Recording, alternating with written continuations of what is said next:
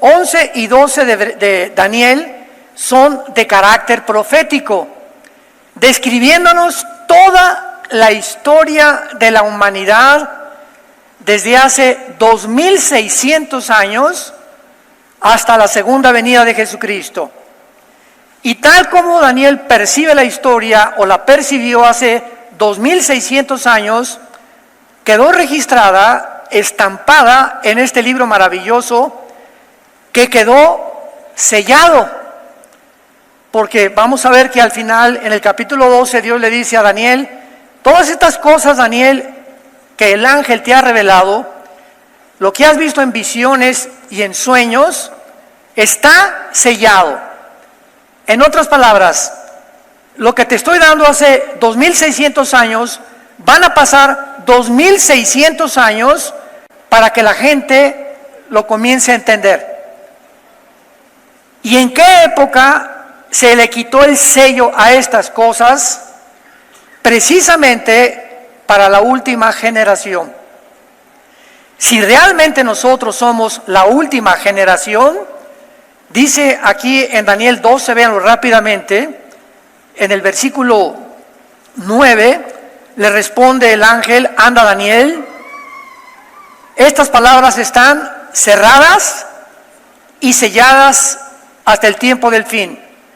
Muchos serán limpios y emblanquecidos y purificados. Los impíos, como lo estamos viendo a nuestro alrededor actualmente, procederán impíamente, o sea, la maldad va a continuar. Y ninguno de los impíos se entenderá. Pero los entendidos, los sakal o los sakal en el hebreo, van a entender. Estamos en un tiempo, amados santos de Dios, en el que si tú eres una persona que temes a Dios, eres una persona que ya tienes una vida disciplinada, que te levantas en las mañanas, así como hay disciplina para levantarte a correr, hacer ejercicio o para lo que puedas, o cualquier otra actividad, se necesita disciplina para seguir a Dios. Y si tú ya estableciste esta disciplina de levantarte en la mañana y abrir tu Biblia, ponerte de rodillas o sentado como mejor te parezca, tener un tiempo de oración y hojear la Biblia, cerrar los ojos, pedirle a Dios entendimiento, sabiduría para tu esposa, para tu matrimonio, para tus padres, para tu escuela, para tu trabajo, etcétera, etcétera. Y antes de acostarte, tu disciplina consiste también, antes de cerrar los ojos, pasar un tiempo, 15 minutos, 20 minutos con la Biblia. Tú eres una persona que vas a entender. De ninguna otra manera es posible entender la revelación de la palabra de Dios y de la Biblia. Porque a Dios no le interesa enriquecer tu conocimiento. Que tengas un doctorado, pues qué bueno que lo tienes, y que te hayas graduado de élite, y qué bueno. Pero tú puedes llevar a una persona que simplemente ese conocimiento que has absorbido de la Biblia, no lo estás practicando. Y cuando tú el conocimiento lo pones en la práctica, te vuelves una persona sabia. ¿Qué es la sabiduría entonces? Es la capacidad, si lo quieres apuntar. ¿Qué es la sabiduría? La capacidad de saber cómo aplicar el conocimiento. Rápidamente, de una forma breve. Dios nos dice a los hombres: maridos, amen a vuestra esposa. Efesios capítulo 5. 1 Pedro capítulo 3. Maridos, si alguno de ustedes tiene alguna relación equivocada con su esposa, ni siquiera te atrevas a orar. No me pidas nada. Ni esperes prosperar, ni tener capacidad de comprensión si tienes una relación equivocada con tu esposa. Arregla tu relación con tu esposa y entonces vienes y me preguntas y te daré entendimiento. Muy bien, esto es elemental. De aquí en adelante voy a procurar no lastimar a mi esposa. Si hay alguna cosa, perdóname, mi amor. Dime en qué puedo mejorar. Soy un hombre imperfecto, tú lo sabes, como todos los hombres, como todas las mujeres también. Pero quiero que entre tú y yo no nos acostemos nunca sin estar enojados. Vamos a orar. Me humillo delante de ti, mi amor, te hice esto, te hice aquello, etcétera, etcétera.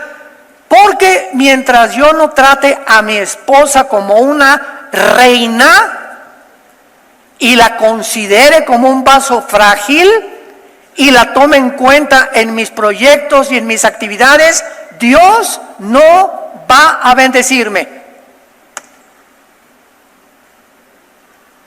Primera de Pedro capítulo 3, ni te atrevas a orar, porque no te voy a escuchar, dice el Señor. Entonces, si yo comienzo a practicar eso en mi hogar, porque el hogar es el gimnasio de la vida cristiana, ahí es donde nos entrenamos en el hogar. No, yo quiero ser misionero y repartir folletos y por acá, por allá y ser pastor. Espérame tantito, comienza en tu casa. Comienza en tu casa. Y tu esposa es tu primera oveja, es mi primera oveja. Después de Dios, en segundo lugar, es ella. En tercer lugar, mis hijos. En cuarto lugar, el ministerio o el trabajo. En cuarto lugar. Y si yo sigo este orden de prioridades, Dios nos va a dar entendimiento para saber en la época que vivimos cómo invertir dinero, dónde invertirlo, qué decisión tengo que tomar con mis hijos, en mi casa. Si me cambio de casa, si no me cambio de casa, si compro ese carro o si compro esa motocicleta. Todas estas decisiones parten de un solo punto, de cómo está mi relación con Dios. Para que esa decisión o tantas decisiones que diario tomamos, no nos vayamos a lamentar el día de mañana por lo que decidí y escogí el día de ayer. O por la decisión que hice o que tomé sin haber consultado a Dios.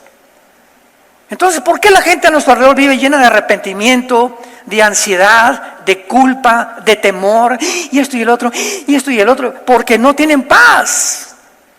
El estrés es una de las enfermedades más grandes que dominan el mundo actualmente. ¿Y qué es el estrés? Un estado que te levantas y estás de malas y estás así viendo y te enojas y gritas y no has perdonado y tienes odio y estás en contra de todo el mundo, crees que todo el mundo te ve y crees que nunca te vas a casar y que todo te va a salir mal. Es un estado de intranquilidad interna por falta de paz.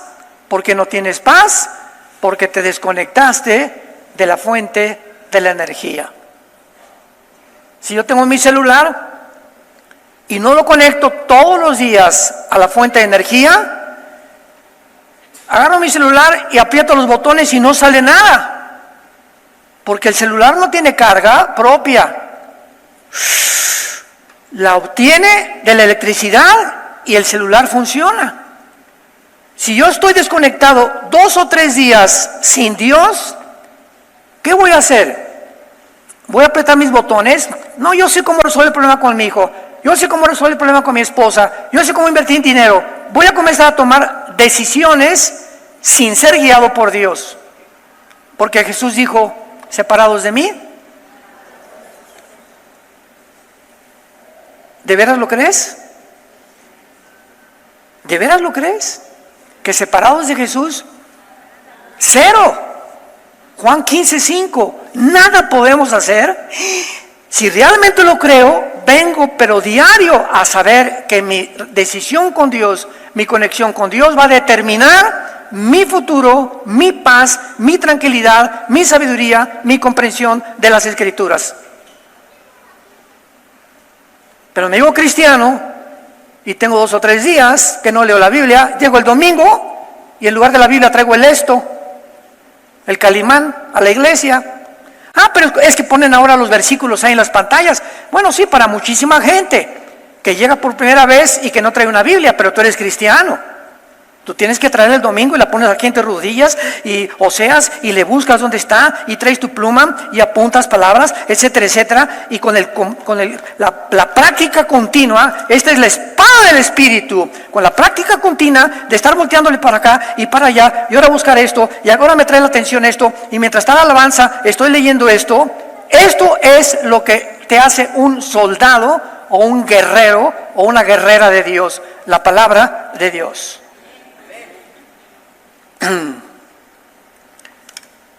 El libro de Daniel, rápidamente, para darles una conclusión y un resumen.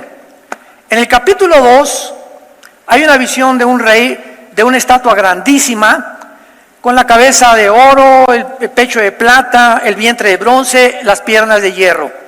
Esa es la primera visión. Síganme con mucho cuidado.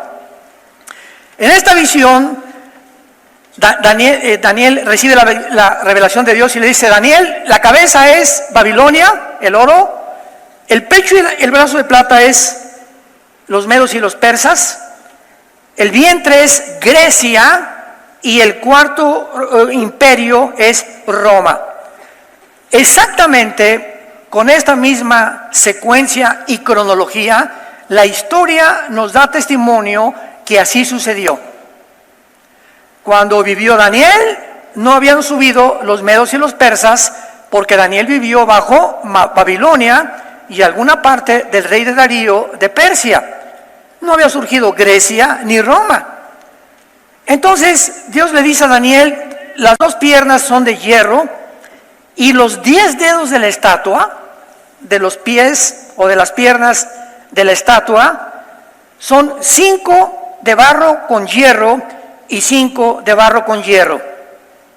Hasta ahí se queda la visión de Daniel, pero termina el capítulo 2 de Daniel diciéndole el Espíritu Santo: Daniel, es en los días de los dedos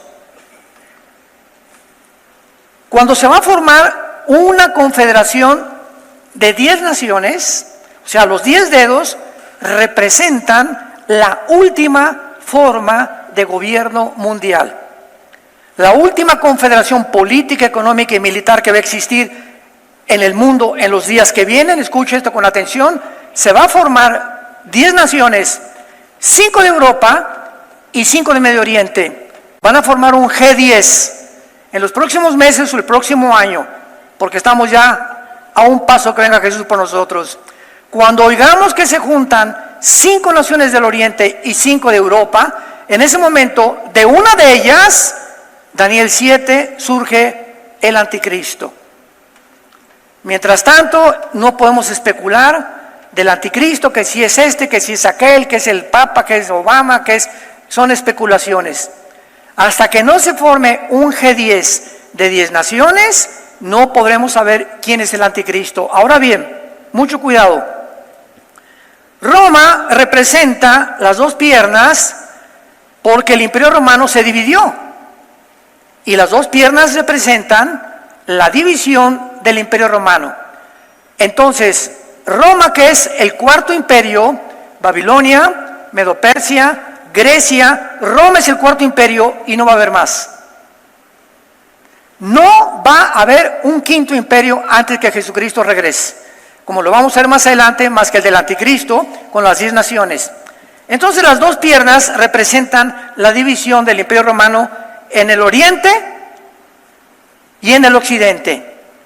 En el año 400 más o menos 50, Roma, ¿verdad?, se queda con el occidente, con la capital de Roma. Pero sin embargo, Roma se divide en Constantinopla, que es actualmente Estambul o Turquía. Y durante casi 1400, aproximadamente 1450 años, desde que se fundó Roma, dura la división oriental. Entonces, es lógico que si se dividió en el oriente y en el occidente, el futuro gobierno forme parte de 5 naciones del oriente y 5 del occidente. Porque el futuro gobierno del anticristo tiene que provenir del territorio que abarcó el antiguo Imperio Romano, que fue Europa, el norte de África y el Medio Oriente. ¿Me van siguiendo? Entonces se van a formar 10 naciones del Medio Oriente y de Europa que van a formar el G10, de donde entonces surgirá el anticristo.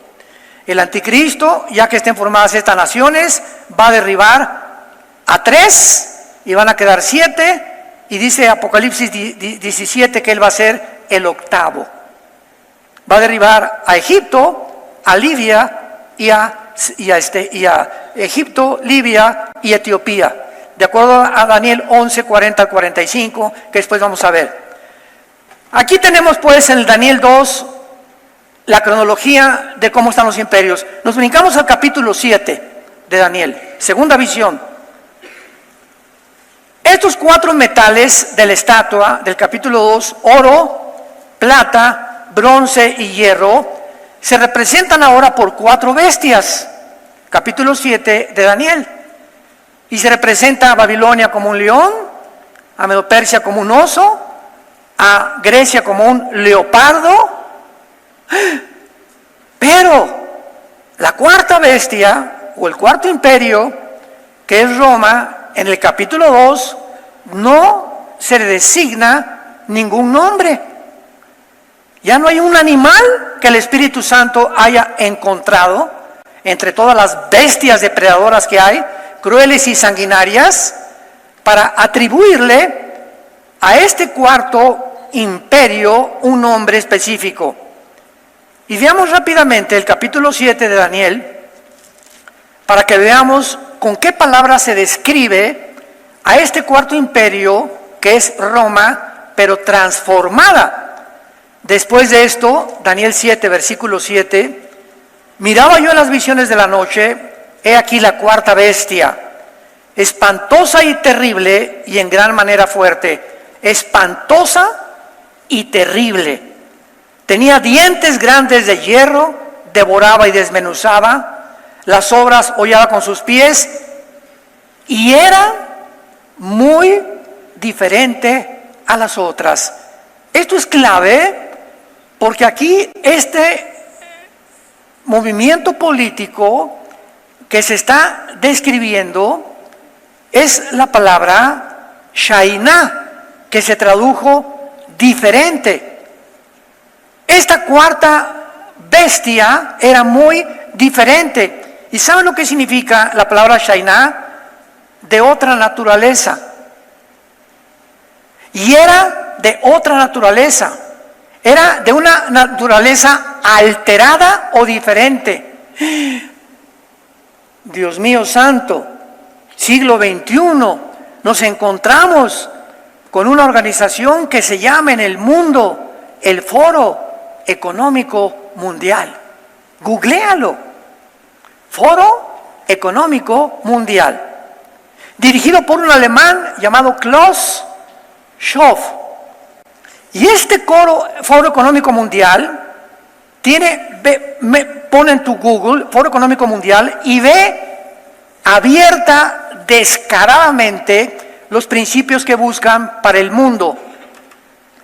Esta organización se reúnen una vez al año en Davos, Suiza, y se juntan los más grandes estadistas, presidentes, filósofos, etcétera, etcétera, del mundo moderno, de la intelectualidad y de la política y la económica, para planear el futuro del mundo. Bueno, ya hicieron el Foro Económico Mundial y le pusieron la Agenda 2030. ¿Saben ustedes que Klaus Schwab, el presidente del Foro Económico Mundial, tiene un consejero judío que se llama Noah Harari? Noah Harari, con H. Y este judío no tiene más de 45, 50 años de edad, acaba de declarar públicamente que Dios no existe, que Cristo es un mito, que van a formar otra Biblia con la inteligencia artificial y que además están dispuestos a desarrollar y crear una nueva super raza de seres humanos. Y le preguntaron, oiga, pero ¿cómo? ¿Que ustedes son dioses? Y contestó el señor Schoff, tenemos a la diosa de la tecnología y tenemos a la genética. Y ahora la genética nos ha llevado a descubrimientos tales tan profundos y la avanzadísima tecnología a la que el mundo ha llegado, que con estas dos partes, la tecnología y la genética, vamos a lograr, porque si creemos que venimos de la amiba, si creemos en la teoría de la evolución, pues hemos llegado a un punto en la historia donde tenemos que seguir evolucionando. Y antes no podíamos evolucionar porque no teníamos la tecnología que tenemos ahora. Y inmediatamente entró Elon Musk, Proyecto X y el proyecto Tesla. Y este señor Elon Musk, que acaba de comprar el Twitter, dice lo siguiente: bueno, estamos desarrollando un chip para introducirlo vía sanguínea al cerebro. Un chip. Este chip va a estar conectado con la nube. Vean ustedes las marihuanadas. Va a estar conectado a una nube y otras computadoras. Y a través de este chip en el cerebro vamos a ser capaces de cambiar en el ser humano las emociones, la ira, la envidia, la avaricia, el rencor, etcétera, etcétera. Vamos a mejorar al ser humano a través de esta tecnología que ya existe. Hace 2600 años. Y era de otra naturaleza diferente, de una naturaleza alterada. ¿Qué están haciendo todos estos hombres del Foro Económico Mundial y todos estos disque multimillonarios como Bill Gates, George Soros, los Rockefeller, etcétera, etcétera? Están tratando de alterar nuestra naturaleza de seres humanos creados a la imagen y semejanza de Dios. Y todo esto es la preparación para que cuando el anticristo surja, ¿verdad?, el mundo esté condicionado a aceptar y a poder realmente llegar a concluir que somos dioses. Esto es muy, pero muy interesante, porque en el siglo XXI el mundo había llegado o ha llegado a este nivel de tecnología. Durante más de un siglo se propagó en las universidades, las escuelas, politólogos, filósofos, economistas, políticos, deportistas, que venimos de los animales. Que somos el resultado de una evolución fortuita y accidental. Que hubo una explosión en el universo, el Big Bang, y así comenzó. Es la explicación de lo que la ciencia, que ya no es ciencia. Noten ustedes que de la ciencia ahora es ciencia ficción. Todo lo que les acabo de decir del chip y el superhombre es ciencia ficción. Ya no es ciencia. La ciencia dejó de ser ciencia. Ahora, ¿verdad? Como decía mi abuelo, ¿quién sabe qué les dieron a fumar? Pero es el mundo, hermanos, que nosotros estamos viendo. Ahora, muy bien. Finalmente, para terminar con la preparación de este cuarto imperio, que está preparando y pavimentando el camino a lo que se viene, al gobierno futuro, nos da Dios entendimiento. Esta agenda necesita destruir forzosamente para que pueda desarrollarse y alcanzar sus objetivos, destruir los principios éticos y morales de la Biblia. El objetivo principal ahorita es ya no el matrimonio, hay que desbaratar el matrimonio. Durante 6000 años, los principios judeocristianos, éticos y morales, es que una familia es un hombre, una mujer y sus hijos. Los hombres no traen vagina, ni traen el cromosoma XX que tienen las mujeres. Entonces tenemos que destruir esto. Y tenemos que comenzar a desarrollar una ideología y un adoctrinamiento a nivel mundial que se conoce la ideología de género, para bombardear con películas, con sistemas, con Disney, con tiendas comerciales, con medios de comunicación, con politólogos, filósofos, etcétera, etcétera, una filosofía donde inunde el mundo y los hombres lleguen a creer que no son lo que Dios los creó. No es que ¿tú qué eres? Me llaman Carlota. Tienes cara del mapache. No tienes cara de Carlota. No me digas que no, porque si no, en Canadá, si tú te atreves a decir eso a una persona que es hombre y dice que se cree Batman, te meten a la cárcel. A ese grado hemos llegado. O sea, al ratito le voy a decir, pues yo soy el hombre araña. Aunque no me veas que me subo ahí, ¿verdad? Entonces nos damos cuenta que hay una disfunción entre lo que somos genética y biológicamente a lo que en la mente ha sido engañada por, y la Biblia le llama demonios. Porque solo los demonios, estas criaturas espirituales, pueden meter el desatornillador y aflojarte neuronas dentro de tu cerebro para hacerte creer y convencerte que no eres el sexo con el cual naciste. Y lo han llegado a creer. Y ahora comienzan entonces a tal grado que se pueden casar dos hombres y les vamos a dar su regalo de bodas, un bebé. Y ahí está Carlos y Pancho, a la duérmase mi nene. Cuando el bebé necesita la leche de la mamá, la instrucción de la mamá, el cariño de la mamá, si es hombre necesita la imagen de un padre, no dos mamás o no dos hombres. O sea, hemos violado la naturaleza. Ya olvidémonos de la Biblia. Hay perro y perra, gato y gata, caballo y yegua, vaca y toro, camello y camella, ballena y balleno.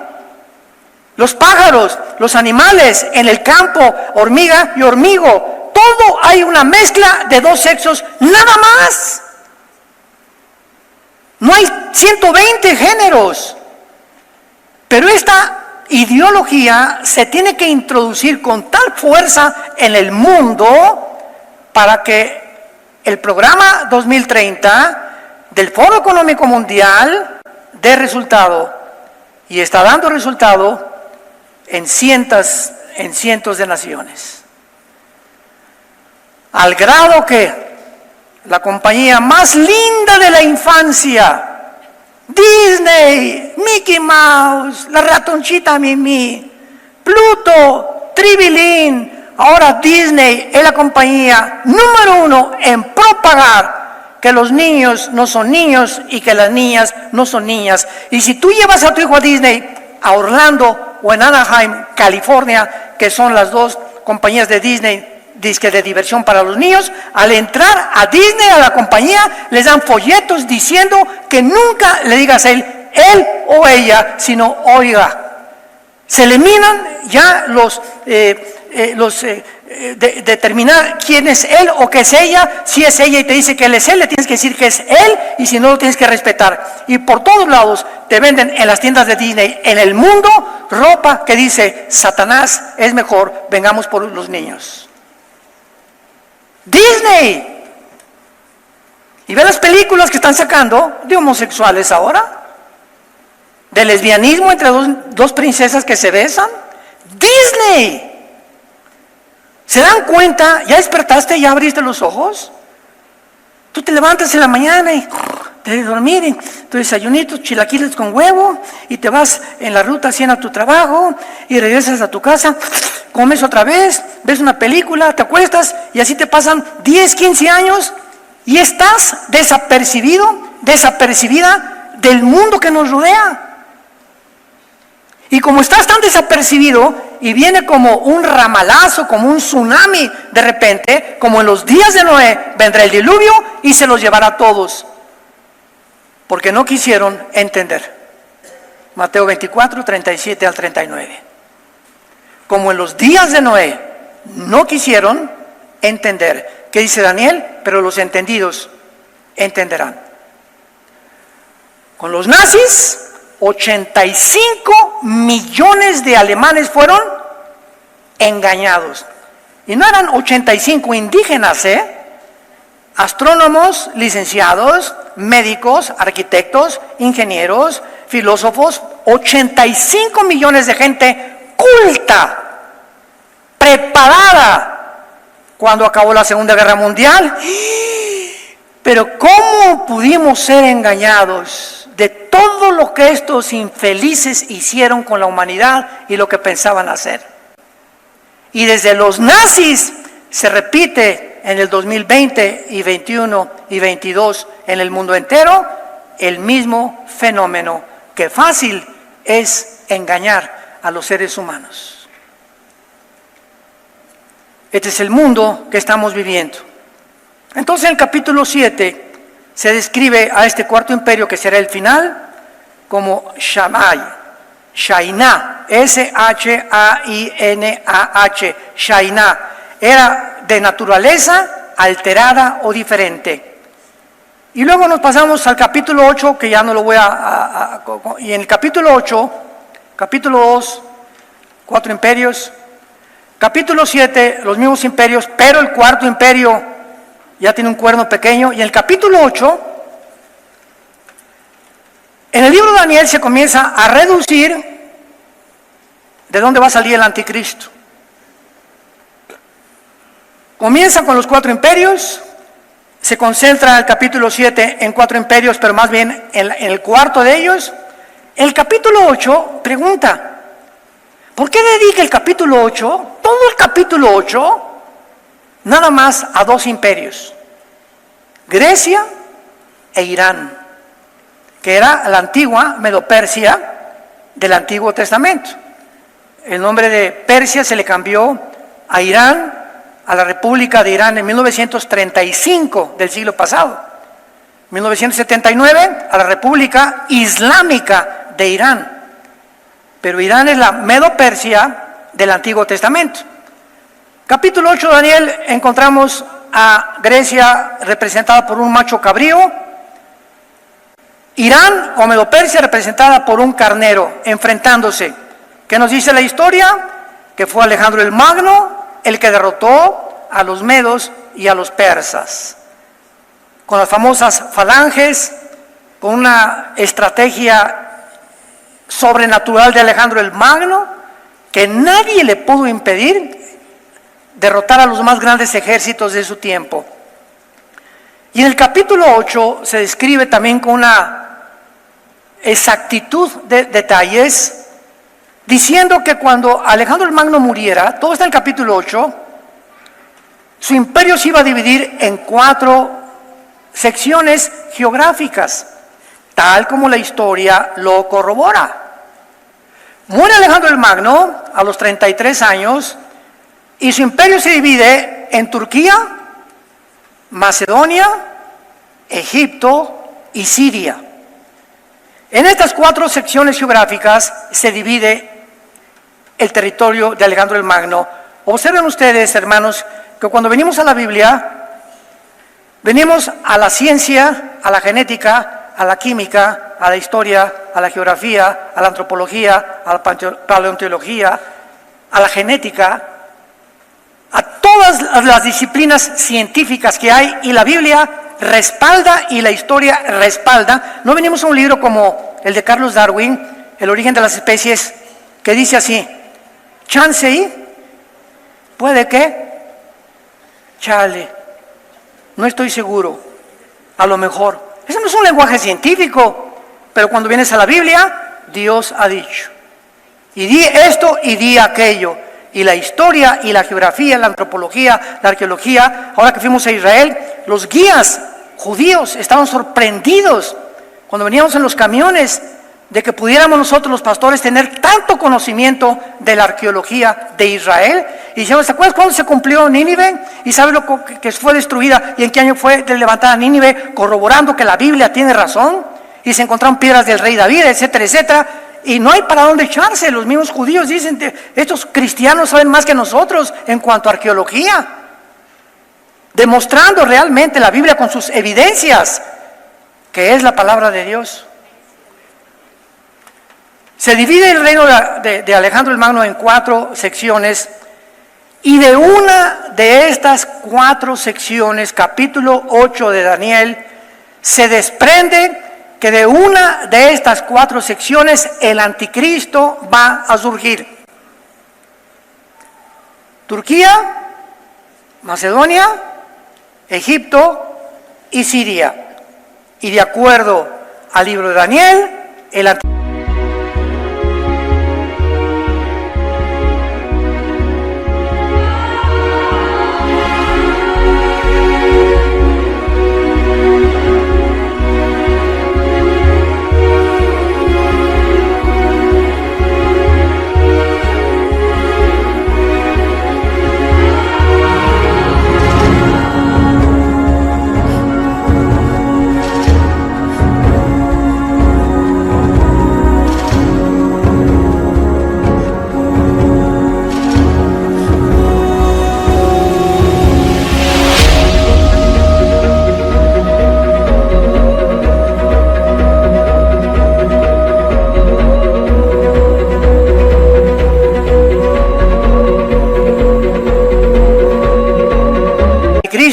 surgirá de la región geográfica de Siria.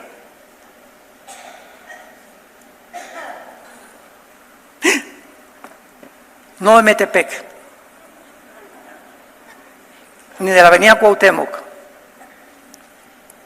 La Biblia es tan exacta. Ahora, estas 4 secciones pertenecieron al imperio griego: Turquía, Macedonia, Egipto y Siria. Alejandro las conquistó. Pero al mismo tiempo, el imperio romano, que conquistó al imperio griego, también conquistó el imperio romano más territorio, que por ejemplo, Egipto fue el primer imperio que persiguió a los judíos. Luego siguieron los asirios, los babilonios, los medos persas, los griegos y los romanos. Pero de todos los imperios de la historia, ninguno abarcó más territorio que el imperio romano, porque alcanzó casi hasta Inglaterra, el norte de África y el Medio Oriente.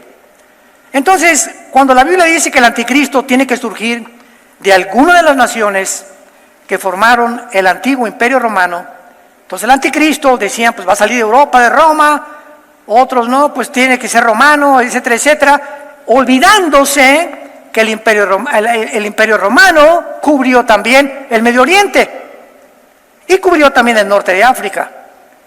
Y cuando ya escudriñamos profundamente la Biblia, descubrimos el origen del anticristo.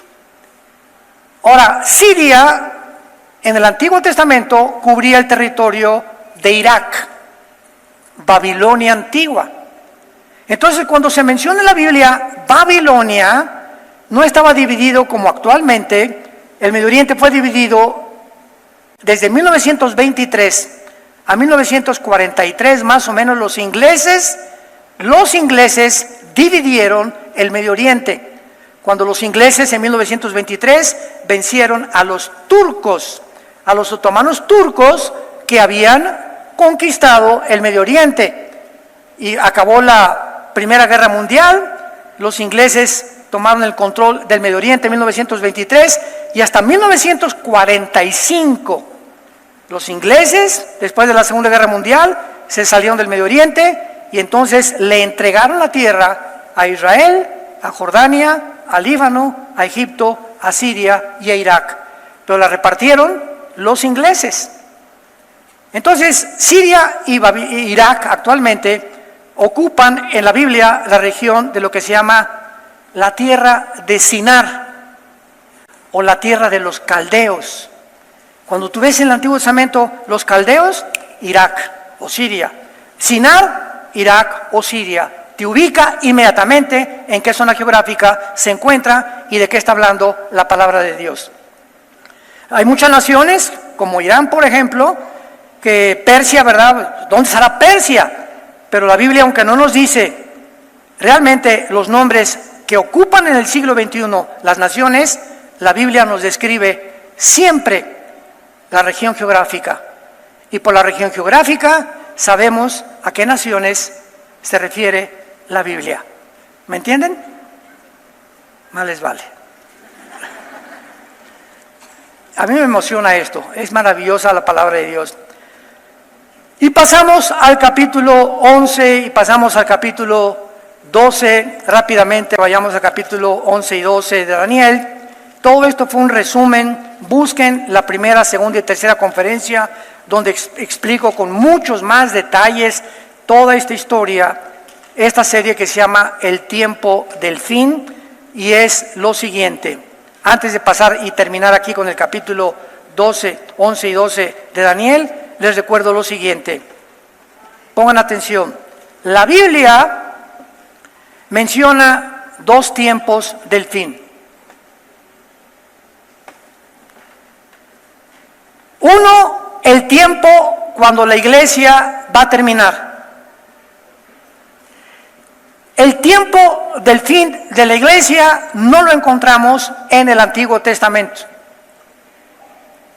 Siempre en el Antiguo Testamento, cuando digamos tiempo de angustia para Jacob, Jeremías 30, el día del Señor vendrá, el día de Jehová, el tiempo de angustia, todos estos términos en el original hebreo se refieren sin excepción a Israel.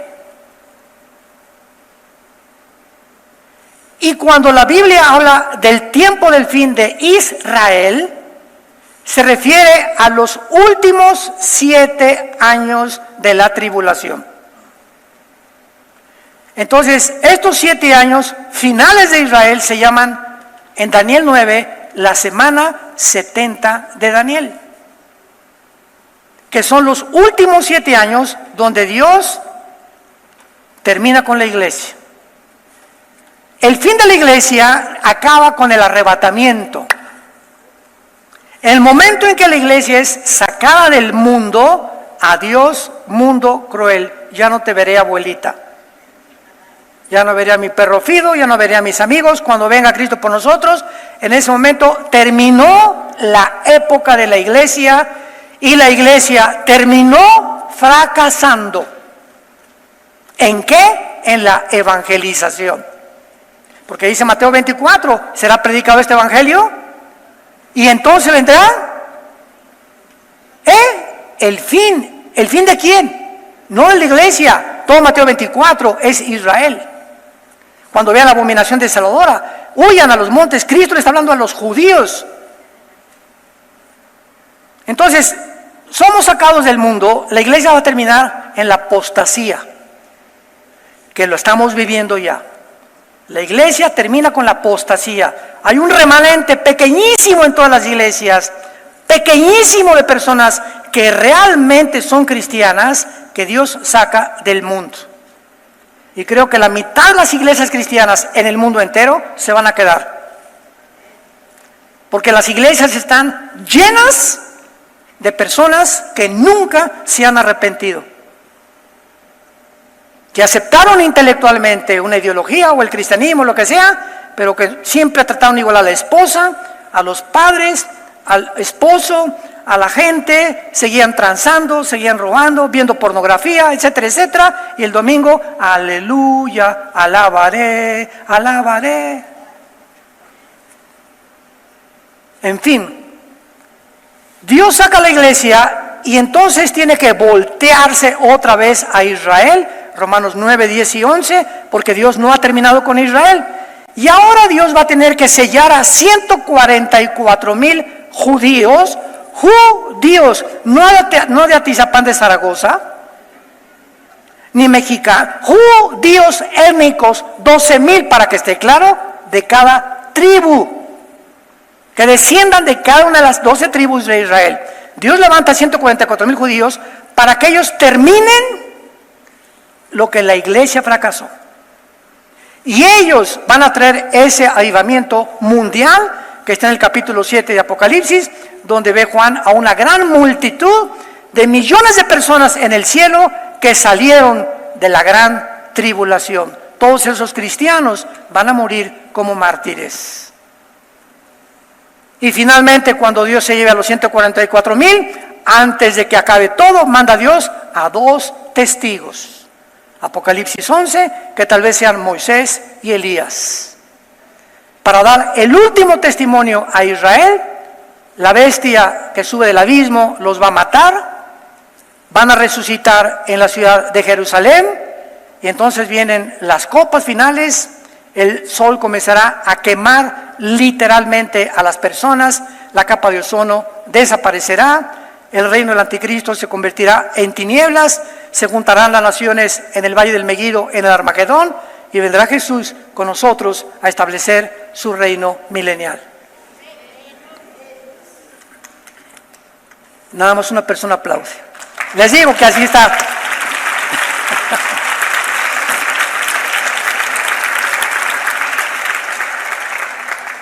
Hermanos, emociónense, por el amor de Dios.